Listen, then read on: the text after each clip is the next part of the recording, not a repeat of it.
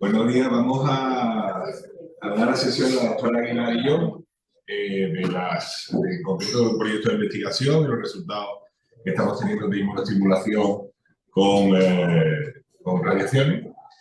Y bueno, yo me voy a encargar de la parte de un primer racional y aterrizar un poco de lo que estamos hablando, y ya ella pues dará la parte más clínica, resultados clínicos de todo esto. Bueno, para empezar un poco aquí, el entorno no convencional en que nos movemos, ¿no? Vamos a hablar de otra cosa que no es radioterapia, sino inmunoestimulación con radiaciones. O sea, que hay que cambiar el paradigma mental sobre lo que estamos hablando. Este es un paciente que tenía una masa múltiple que solo se irradió la zona hipóxica, que no necrótica. Solamente ese tratamiento y en 7 días recuperó la vista, cambió su fisonomía y al año tenía una total remisión y fue fantástico. No sé qué, el concepto va muy diferente, ¿no? Era un poco para empezar hasta ahora, ¿no? De lo que estamos hablando. ¿Vale? Bueno, entonces, en realidad lo que vamos a hablar hoy aquí va a ser de este procedimiento de investigación que hemos desarrollado aquí, que se llama Lely-Ranatis. En principio lo estamos enfocando a la enfermedad leucometastática y oligopersistente. Bien, todos estos fenómenos de inmunoestimulación con radiaciones pues están muy reconocidos en organismos internacionales como el ESTRO europeo, donde estas técnicas parten de una parte ablativa, pero la fundamental es una inmunoestimuladora. Pero tenemos que ver qué es lo que dispara este proceso inmunológico. Haceros una idea que si la radioterapia es a la quimioterapia, los anticuerpos monoclonales es a estos sistemas de inmunoestimulación con radiación. Pero ¿qué proceso inmunológico dispara este tipo de respuesta?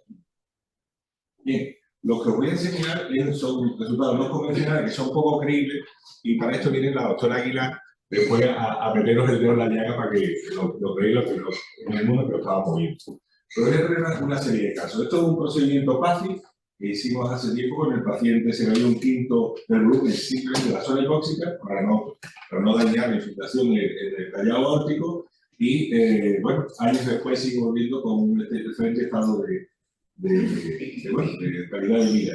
Este otro paciente, doctor Peinado, donde hicimos, gracias a medicina nuclear, una localización de los vértices, que ya he explicado más adelante, justo en el golpe de la zona hiperactiva, hipermetabólica, y dio lugar a este sarcoma mediastínico una remisión, y en abril, pues el chaval está de rave en Holanda, ¿no?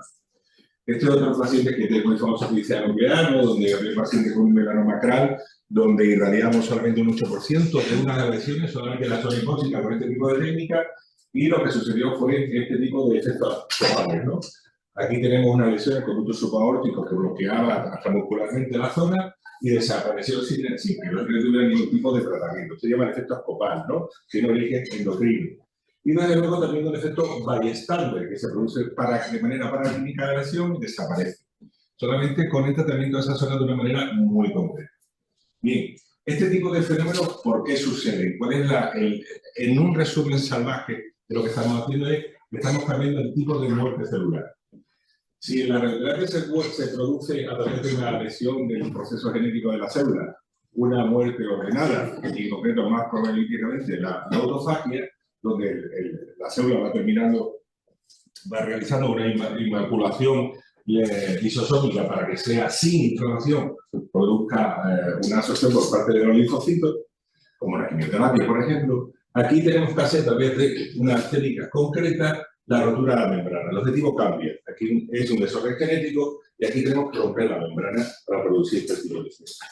Bien, este tipo de efectos necesitan, por tanto, un tiempo muy corto de radiación, y estamos hablando de dosis por fracción que llegan a multiplicar por 80 lo que estamos acostumbrados en las técnicas de radioterapia. Esto le llega a lugar a una hidrólisis, una concentración de peróxido y un estrés oxidativo muy elevado que rompe por fin la membrana. Y la clave es el tiempo y la elevadísima dosis que somos capaces de liberar con un montón de técnicas. Bien, estas técnicas, estos aceleradores nuevos, estos procedimientos, nos llevan a aplicar todas esas dosis tan elevadísimas sin hacer daño al paciente, haciendo tratamientos compatibles por la vida, pero si queremos que se produzca este efecto inmunoestimulador o inmunomodulador, necesitamos que se realice en un tiempo muy corto. Tenemos por una parte de radiación y por otra parte que tiene ese tiempo muy corto. Esta rotura membrana produce el proceso citoquímico proinflamatorio apoptótico y de presentación de antígenos, porque se liberan de títulos de ADN y ARN tumorales. Esto obviamente da para otra sesión o para un curso de todos los procesos de detalles que hay. Pero, resumiendo nuevamente, esta rotura membrana lo que me va a hacer es que desde la típica muerte que se produce en radioterapia, que es local y una célula, la muerte de una célula no afecta a la vecina, con los procesos inmunomoduladores con radiación vamos a tener que la radiación de algunas células van a influir en la muerte de otras que están lejanas, todas están circulares. Básicamente tenemos tres tipos. De tipo paraclínico tenemos el efecto Bayer-Stander, donde tanto en un solo órgano, o sea, podemos ir a una metástasis hepática y se eliminan otras que están en el hígado, o dentro de un propio tumor que irradiamos una parte y se eliminan otras. Tenemos un efecto local de origen endocrino que va a través de origen sanguíneo, es decir, como veremos, se elimina metástasis a distancia gracias a una mensajería apoptótica, y tenemos el efecto de cohorte que ya es un efecto juxtacrino que potencia enormemente los efectos de la radiación. Bien, lógicamente todas estas técnicas son incompatibles con cualquier terapia inmunosupresiva. Desde corticoides a radiación nodal selectiva, campos amplios, tiempos prolongados de radiación o quimioterapia. La gran combinación de todo esto y donde las esperanzas están puestas y el proceso es muy, muy prometedor es las técnicas que se llaman iSaving, donde se elige la farmacocinética adecuada. Cuando está la cresta linfocítica, producimos la SABR controlada, que el efecto se produce en minutos. Entonces hay que elegir la farmacocinética y combinarla adecuadamente con las técnicas de SAVR. Bueno, cuando tenemos tumores bulky, es imposible realizar estas técnicas en principio de irradiación porque no serían compatibles con la vida. Y nos centramos en lo que se llama space fractionation, que en realidad lo que busca es abandonar el concepto completamente de ser ablativo y centrarnos puramente en la inmunoestimulación, confiarnos solamente en eso. Vale. Tenemos muchos tipos de hacerlo, lo hemos realizado durante estos años. Tenemos el SAVR, con lesiones aisladas, el iSAVR, lesiones hiperactivas con metástasis, imagen guiada para la TIS, como hemos visto en el melanoma craco, lesiones con necrosis, reacciones o con órganos críticos cerca. Tenemos el ATIS, del que vamos a concentrarnos enseguida, y en las técnicas PASI para lesiones multinecróticas con metástasis. Bien, este es el proyecto de la doctora Aguilar. Evaluación de estadías de pacientes con tumores bulky, con ECOG-2, tratamiento de la TIS, terapia mediante un proceso de la TIS. Vamos a explicar el detalle. Bien, el lápiz no es otra cosa que, de manera así, de repente de golpe, producir pequeños vértices con técnicas de SAVR, de grandísima dosis con un enorme gradiente. Y el principal efecto que tenemos es el efecto proinflamatorio, por tanto, la inflamación linfocítica que va dentro de los tumores. No solamente por el TNF-alfa, sino por el TGF-beta, o sea, el tissue growth factor va a estar muy, muy presente. Vale, si nosotros nos concentramos en un efecto paraclino, tenemos que irnos a dimensiones paraclinas de relación de la célula. Por tanto, tenemos que hacer un cambio drástico en el gradiente de dosis. Estamos hablando de niveles de radiocirugía, pero dentro de los tumores. Es decir, que tenemos que enviar una señal que hemos provocado en ese vértice y que sea capaz de alcanzar ese grupo de citoquina por el espacio intercelular hacia las zonas que no han sido irradiadas para que produzcan esa amplificación de la señal apoptótica o proinflamatoria. Y aquí está claro, el paradigma cambia totalmente de lo que pasaba en radioterapia a lo que pasa en las técnicas de inmunoestimulación o radiación. Lo importante es lo frío que dejemos esta zona. Cuanto más bajo sea el valle, más efecto vamos a tener en esa dirección. Bien, ¿dónde colocamos estos vértices? ¿No? ¿Dónde colocamos? Pues en general hay unas recomendaciones internacionales que dicen que tenemos que reducir por procedimiento que sea necesario los movimientos del tumor por debajo de 5 milímetros para que no se produzca un emborronamiento de ese gradiente y por tanto no alcancemos a la distancia requerida por el efecto paracrino. Y bueno, el número de vértices va entre 1 y 3 para 5 centímetros, de 4 a 8 para más de 5, una determinada distancia, unos márgenes de seguridad por dentro del tumor. Y al final vamos a Mendona, que es la que dirige todo este desarrollo y esta investigación de manera internacional del tema Miami, con unas condiciones que potencian esta capacidad de inmunoestimulación. Vale, no vamos a entrar en detalle en esto, y quiero saber concentraros que los fundamentales producen dosis muy, muy bajas entre estos vértices. Bien, tengo dosis muy alta y me concentro en dar esta dosis aquí. Sí. Lógicamente, cuanto mejores aceleradores tengamos, vamos a producir este efecto mayor y según también las habilidades que tengamos para producir diseños de tratamiento adecuados para esto. Pero siempre la técnica más extendida entre los grandes aceleradores, que sería la técnica de BIMAR, siempre produce unos valles con una dosis muy elevada por la entrada y salida de dosis hacia esa zona valle que hay entre los vértices que se producen. Bien, lo normal es que esta famosa gráfica que pone Mendola y en las recomendaciones internacionales de cómo hacer el látiz, la imagen que tengamos sea como una imagen axial. Y eso tiene repercusiones en las geometrías que tenemos los aceleradores, que son muy concretas, no son cualquiera. Lo que hemos hecho aquí es pensarlo de otra manera. ¿Por qué no pensarlo así? Al tumor le da igual, que sea sagital o axial. Y eso nos permite imaginar otro tipo de geometrías para irradiar. Y luego reducir muchísimo la dosis.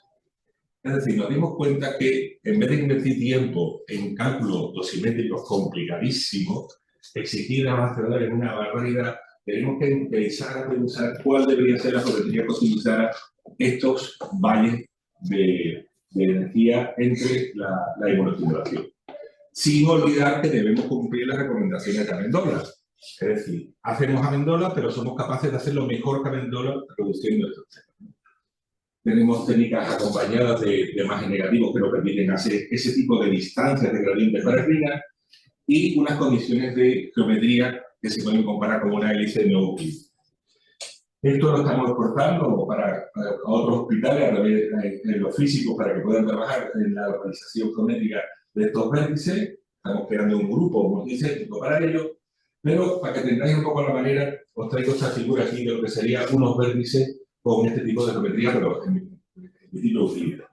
Si os fijáis muy bien, las posiciones comunes de dos esferas de una hélice de este tipo están tremendamente alejadas. Es decir, no voy a compartir zonas de radiación. No hay ninguna esfera entre las dos que están marcadas que estén en la misma posición. ¿Vale? Esto es una imagen visual, pero que podemos ir mucho más allá que esto, ¿no? Bueno, ¿dónde colocan los vértices? Pues el cambio de paradigma viene en que el físico propone una geometría basada en análisis matemático y topografía y toponimia, y el radiooncólogo ajusta esto de manera clínica, pero respetando esa geometría para nosotros conseguir estos valles grandes. Por supuesto, lo hemos comunicado ya para que nadie lo olvidara del medio encima, y conseguimos estas maravillas, ¿no? Como veis, donde trabajamos por debajo del 3 Gray cuando Amendola, con su primer acelerador, aspira a trabajar por debajo de 5. Esta sería la línea de unión de vértices como son las dos. La imagen, después de todo, esto sería el movimiento de las láminas de la acelerador. Este sería el movimiento de la acelerador. ¿Quieres que haga? Anterior, sí. Dale al ¿Dónde está abajo? Aquí. Sí, funciona. Bueno, como veis, el requerimiento del movimiento de lámina es totalmente acéntrico y necesita estamos empleando a tope todas las condiciones del acelerador. Y da lugar a fluencias de energía muy poco habituales y que necesitan ser muy bien explicadas en los conceptos de física. Bien, esto consigue estas grandes distribuciones donde conseguimos dosis por encima de los 21 Gray y sin embargo conseguimos conformar dosis a niveles de Gray muy inferiores que es la clave. Otra imagen que tenemos de un vértice solo de cómo se producen esos cambios de gradiente. Estas distancias son compatibles para la mensajería paraclínica y hemos centrado no solamente en índices de calidad, sino estos dos que hemos desarrollado aquí, el equipo de físicos que estamos concentrados, de Adrián Par y Sara Delgado, y hemos trabajado en cómo conseguir relacionar los efectos a distancia con la cantidad de tumor que ha quedado frío. Cuanto más frío dejemos el tumor, más efectos a distancia vamos a encontrar. Bien, aquí vemos cómo vamos evolucionando con el tiempo, incluso mejoramos y bajamos de los 2 Gray en zonas muy frías de los tumores, y ya hemos unido toda esta sistemática con la inteligencia artificial.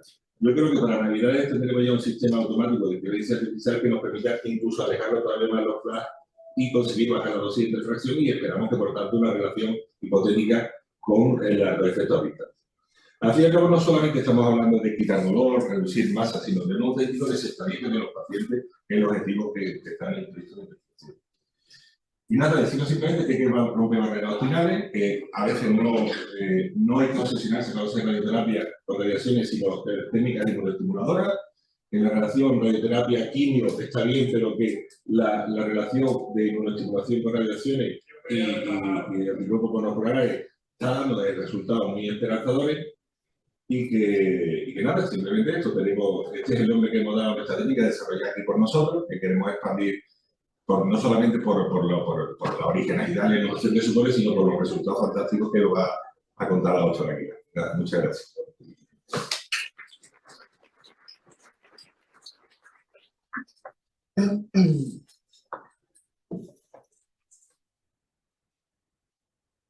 Bueno, buenos días a todos. Yo soy María Luisa Aguilar, de Servicio de Oncología Radioterápica. Os voy a presentar en esta segunda parte de la charla la parte más clínica de este proyecto de investigación que estamos desarrollando. Clásicamente, la radioterapia siempre ha buscado la homogeneidad de la dosis. Sin embargo, nos hemos dado cuenta de que esa heterogenicidad de la que siempre dentro del tumor hemos querido huir puede ser una estrategia terapéutica importante y poco explorada. Esta gráfica, que la hemos repetido y la seguiremos repitiendo a lo largo de toda la exposición, nos muestra que la radioterapia, este tipo de radioterapia es emergente y no busca la homogeneidad, sino una heterogeneidad para estimular el sistema inmunológico.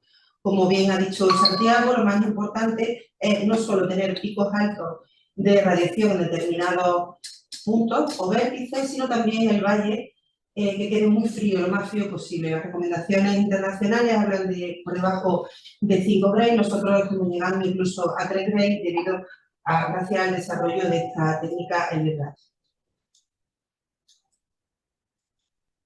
He salido de la... ¿Te has salido de la presentación? Sí. Aquí. ¿Estás ahí? Vale. Sí. Vale. Tenemos diferentes tipos de radioterapia inmunoestimulativa, lo que nosotros llamamos SFRT, SCRT, que viene a ser la radioterapia espacialmente fraccionada. Las 4 últimas se refieren, las 5 últimas se refieren a tipos de radioterapia en experimentación, inmunoestimulación en experimentación, y las 3 primeras vemos la terapia en primer lugar, la terapia GIF, que es la que precede a la LAPIS, en la que nos vamos a centrar nosotros. Este tipo de radioterapia se hace sobre todo con molde de ferro con una rejilla que iba dando lo que es la energía a través de ella en determinados puntos. Esto se hacía con radioterapia 3D. Y la perfección de esta técnica la tenemos con la llegada del VMAT y los protones como nueva tecnología. Aquí ya podemos centrarnos en tumores más grandes, como pulmón, sarcomas, y podemos combinarlos con la inmunoterapia, consiguiendo una protección de los órganos de riesgo mucho más alta. Tenemos otras terapias, como la que adapta el lápiz a los protones, que será el futuro, pero de momento esto es lo que tenemos en la clínica. Aquí os pongo una imagen de la radioterapia clásica a la derecha. Tenemos un tumor en rojo, una gran masa pélvica. A la derecha tenemos una radioterapia convencional en la que vemos que la dosis es homogénea en un margen internacional. Vemos una dosis homogénea y por nuestra técnica, en la técnica lápiz, vemos que únicamente se irradian determinados vértices, aquí en la parte de abajo, no sé si esto tiene puntero. No, tiene puntero. En la parte de abajo a la izquierda podemos ver en un corte coronal y sagital cómo se distribuyen a lo largo del tumor. Las dosis que están en lo que no se ve en rojo está por debajo del 5%. ¿Por qué aplicamos la heterogeneidad? Bueno, se ha visto que la radioterapia convencional tiene grandes limitaciones, tumores grandes, sobre todo por el tema de la hipoxia tumoral, porque hay gran diversidad biológica, hay ciertos clones celulares tumorales que responden de manera diferente y hay una baja respuesta a los esquemas clásicos. El fundamento de esta técnica como hemos dicho antes, da dosis muy altas que producen efectos desorganizadores vasculares e inmunológicos inmunomoduladores. estimular la respuesta sistémica y a distancia y local.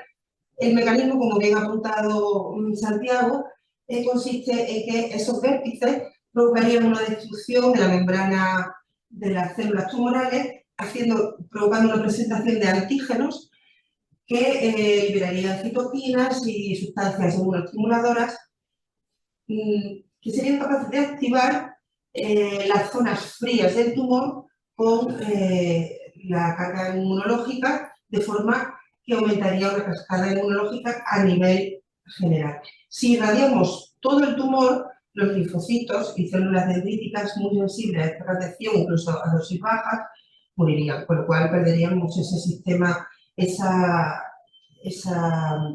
inmunoestimulación. La rueda. La rueda que la saca por fuera. Bueno, el fundamento radiobiológico es el que os he comentado y el contraste con la radioterapia estándar que puede suprimir el sistema inmunológico.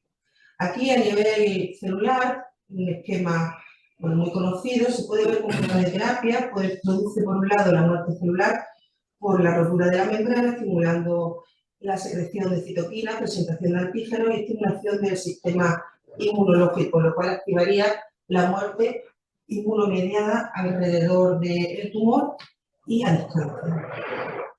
En un esquema más amplio, mirando ya lo que es la masa en sí, vemos cómo este tipo de tumores, al irradiar no la zona necrótica, sino la hipóxica, como es el caso del PACI, que es una variante del LATIS, pero usando técnicas de medicina nuclear, como es el PET, localizando las zonas hipermetabólicas, daría lugar a una estimulación del sistema inmunológico dentro del tumor.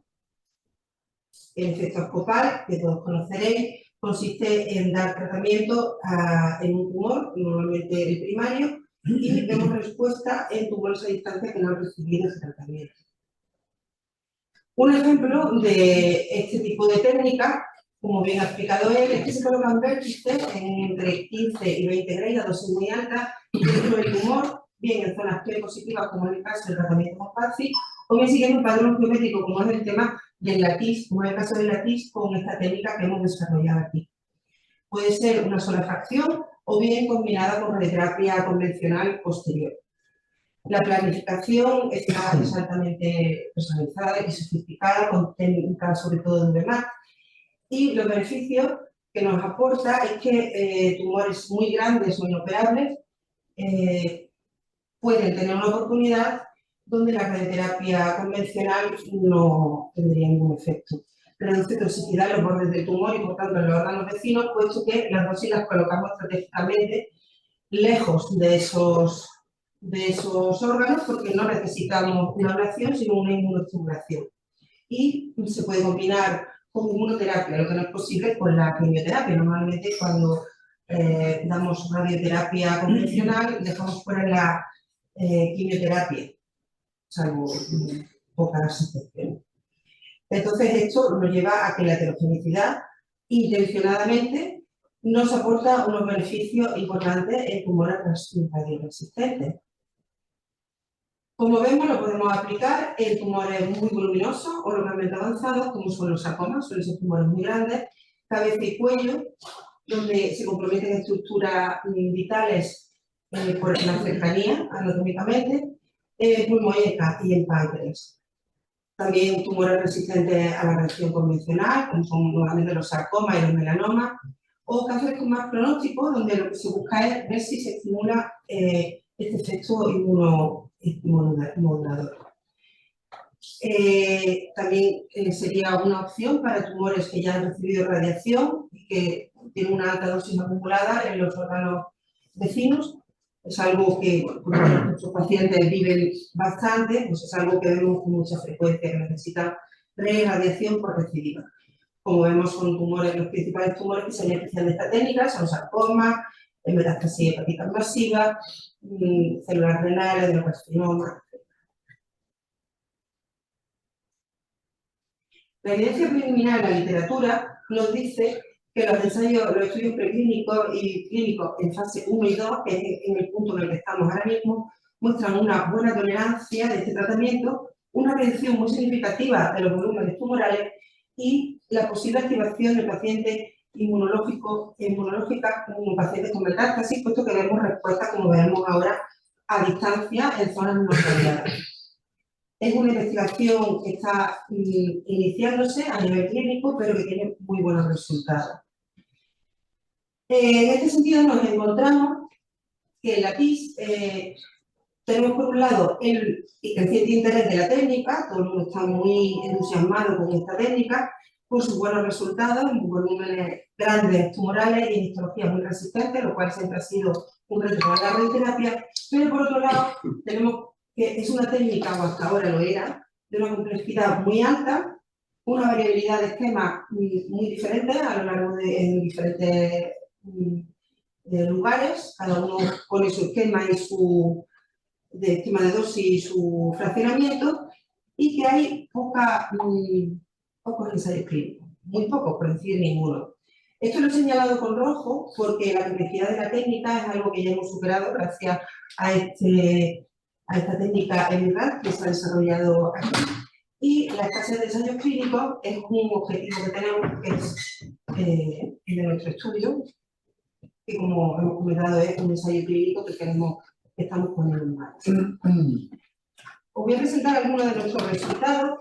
Esta técnica empezamos ya anteriormente al año pasado, ya se habían hecho algunos tratamientos con PACI, la tiene su servicio con muy buenos resultados, pero hemos empezado un poco más a fondo con esta técnica LATIS, que no PACI, porque no usamos, básicamente porque no se usa la medicina nuclear, ya quisiéramos, pero no está al alcance de todos los tratamientos, muchos de estos pacientes son paliativos y no es justo eficiente. Con lo cual, esta técnica de ELIRAD se puede aplicar a nuestros resultados, se puede aplicar en otros pacientes por su sencillez y desde el año pasado, en diciembre, hemos empezado a reclutar pacientes con esta técnica. Os voy a mostrar algunos casos que hemos tratado en nuestro servicio desde entonces. Como vemos en este esquema, de momento ya hemos tratado 30 pacientes y analizado 18, porque el resto todavía están pendientes de pruebas o bien de análisis clínico, de ver los resultados clínicos. Respuesta sintomática, de esos 30, hemos tenido, de los 18 que hemos analizado, tenemos 16 respuestas sintomáticas, 2 están pendientes de analizar si han tenido una respuesta clínica, 3 no han tenido respuesta, 1 no ha sido valorable porque uno ha salido de la comunidad y no se puede localizar, y 2 presentan presentan estabilidad. La respuesta radiológica la han presentado 8 de los 16 pacientes, la mitad, el 50%, y de ellos 6, más de la mitad, han tenido un efecto abscopal. Respuesta en metástasis no tratada. El primer caso que os presento, no sé si se verá muy bien, es el de un varón de 50 años, en diciembre de 2023, se diagnosticó un carcinoma uroterial de vejiga con afectación amilionar locorregional. Se puso llegó a recibir 3 líneas de quimioterapia, la primera con quimioterapia clásica, con cisplatina y gemcitabina, la segunda con inmunoterapia, pembrolizumab, una detrás de otra por progresión una tras otra, y en la tercera línea se puso un nuevo inmunoestimulador, fortuzumab y netotinib. Recibió el primer ciclo el 22 de noviembre y entonces se nos deriva para radioterapia paliativa hemostática porque el paciente presentaba sangrado inconocible con repetidas transfusiones sanguíneas. Esto fue en noviembre y el 25 de ese mismo mes recibió la primera dosis de radioterapia de LATIS seguida de radioterapia estándar. Estas son las imágenes de la planificación donde podéis ver los vértices con las zonas frías, lo que no tiene nada, ni siquiera azul, está por debajo de los 5 grays, entre 5 y 3 grays, la media son 4 grays, y en el resultado, los resultados que hablan por sí mismos, podemos ver cómo pasamos de la primera imagen arriba a la izquierda, en el tab de simulación, vemos una gran masa que además está calcificada, se puede apreciar bastante bien en la vejiga, un aglomerado neuropático ilíaco izquierdo, que fue progresivamente disminuyendo hasta hacerse prácticamente indetectable a los 5 meses de tratamiento. Por supuesto, este paciente en una semana había dejado de sangrar, con lo cual pudo recuperar su calidad de vida. Aquí vemos un corte coronal en el que se aprecia la masa bastante más grande que en el corte axial, como va disminuyendo hasta ser prácticamente indetectable. De la misma forma, tenemos un corte sagital y aquí tenemos el efecto abscopal que vimos en este paciente. Tenía metástasis hepáticas que fueron disminuyendo hasta ser prácticamente indetectables. Este paciente estuvo sin inmunoterapia porque tuvo, por el problema de la plaquetopenia secundaria al tratamiento que no se pudo controlar, pues no se pudo poner inmunoterapia. Es decir, este efecto, que es un efecto abscopal, únicamente derivado del tratamiento con radioterapia de tumor primario. De la misma forma, aquí tenemos la primera imagen, es al diagnóstico, posteriormente tenía más metástasis, he cogido una con Diana, la segunda es en el CAM de planificación y posteriormente vemos cómo prácticamente se hacen indetectables. En el segundo caso tenemos un varón, también de 71 años, con carcinoma escamoso de pulmón, con una masa mediastínica intracarinal y una lesión crítica muy agresiva a nivel de la pared ilíaca izquierda. Como podéis ver en esas imágenes, había un desplazamiento de la cabeza femoral hacia arriba por la propia destrucción de la articulación y esta es la disposición en la que quedaron con la planificación los vértices. Como vemos, la respuesta al lado, a los 3 meses, al lado de la primera, vemos un plano axial, coronal y sagital, vemos que ha habido una importante respuesta de la masa de partes blandas. La destrucción articular, lógicamente, no la podemos arreglar, con lo cual este paciente que no caminaba siguió sin caminar, pero pudo dejar de tomar mórfico, lo cual es algo muy importante y mejoró lógicamente su calidad de vida.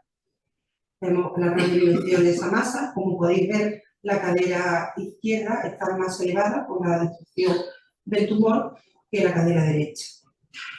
En el mediastino, ¿qué pasó? Bueno, sin haber tratado el mediastino, únicamente tratamos la cadera y este paciente no recibió inmunoterapia, estuvo a punto de recibirla, pero tuvo un problema coronario agudo y se suspendió definitivamente. Vemos que esa masa en función de 3 meses pasó a ser prácticamente indetectable.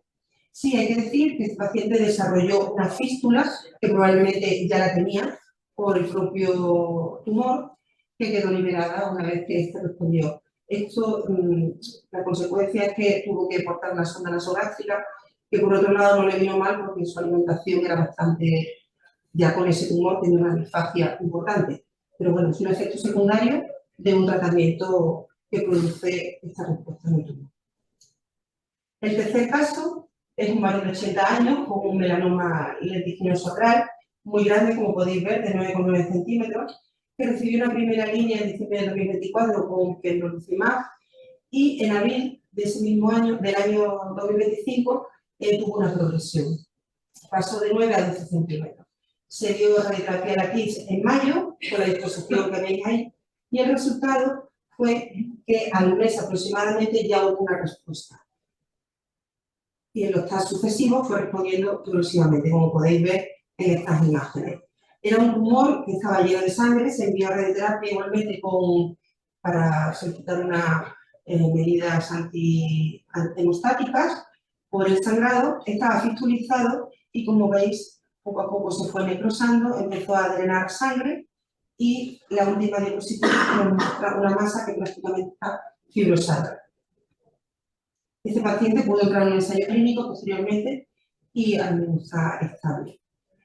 El cuarto caso que os voy a presentar es de una chica de 32 años con una neoplasia maligna y diferenciada, que posteriormente se vio que era un sarcoma Ewing, retropectoral derecha, como ven, una masa muy grande. Al diagnóstico tenía metástasis universales, tenía metástasis en todo el esqueleto visible y propusimos un tratamiento con inmunoterapia, con con latiz con intención de inmunoestimulación. Vale.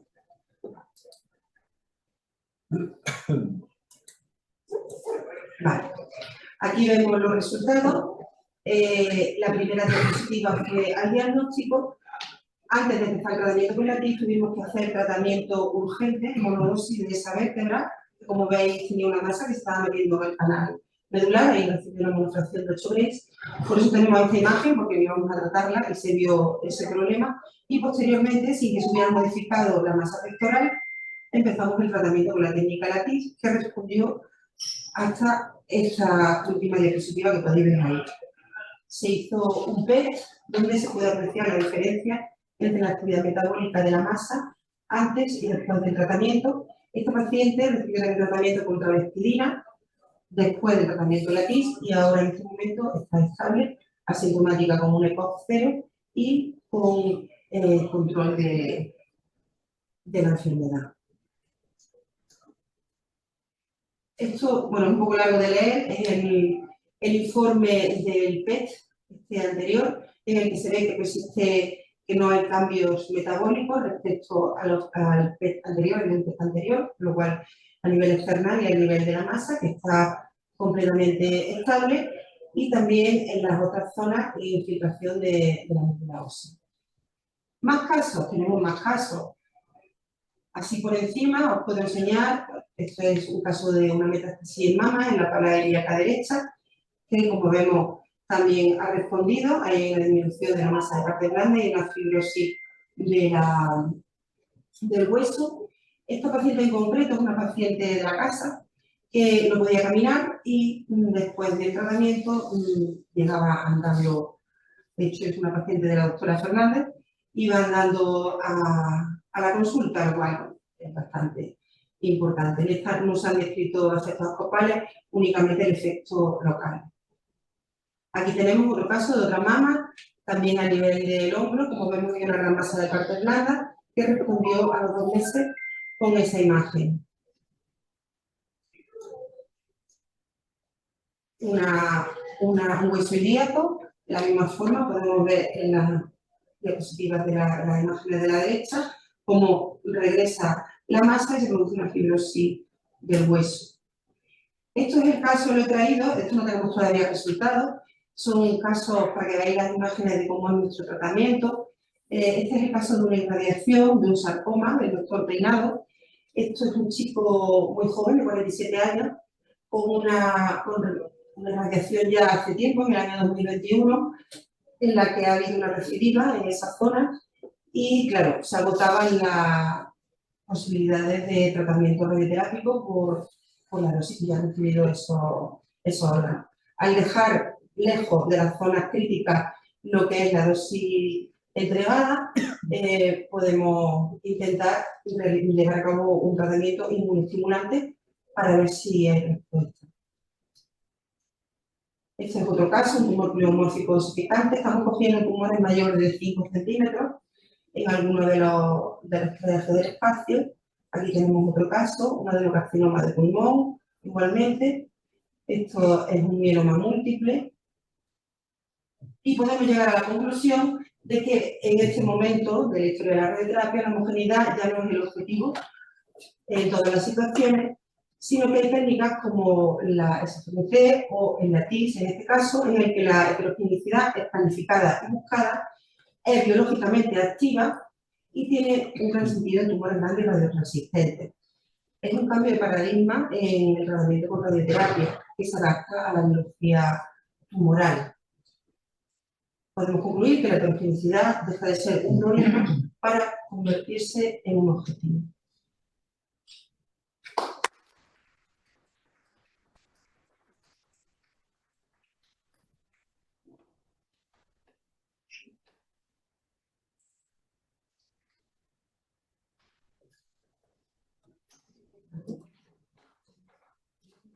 ¿Tenemos alguna pregunta? ¿Cómo se calcula la antibiótica diferenciando los tratamientos? No. Si usáramos el PET, que sería lo óptimo, estaríamos haciendo un PACI. En este caso, nosotros los ponemos los vértices siendo una distribución geométrica, como ha explicado. No lo ponéis sobre las zonas de... No, sigue exclusivamente una distribución geométrica y lo que sí hacemos es apartarlo de la estructura típica. Eso sí, si en la distribución geométrica, una vez que se calcula, el oncólogo ve que hay un vértice que no debe estar en un sitio en concreto, ese vértice o bien se desplaza al centro o bien se elimina. Pero es que hay muchas técnicas de simulación. Tú lo has preguntado por la imagen guiada, ¿no? Entonces sí, necesita, en ese concreto, está bien usar bueno, es una hiperactividad, pero lo suyo, tanto para el PACI como el nada, es la que marca Lipose con es permiso. Bueno, también se puede intentar por resonancia, porque si aceptamos la reacción de celularidad con hipoxia, pues con una resonancia con difusión también se va.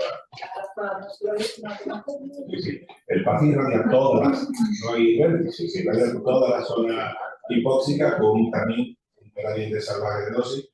Y lo bueno de todo esto es que es una sola sesión. Que no está fraccionado, sino se entrega en una sola sesión, ¿no? He dicho también que se usaban gliomas de alto grado. De momento no se usa. Hay algunas series muy pequeñitas. Hay series publicadas de 4 casos con buena respuesta, pero es algo totalmente estanciable. Es una posibilidad abierta.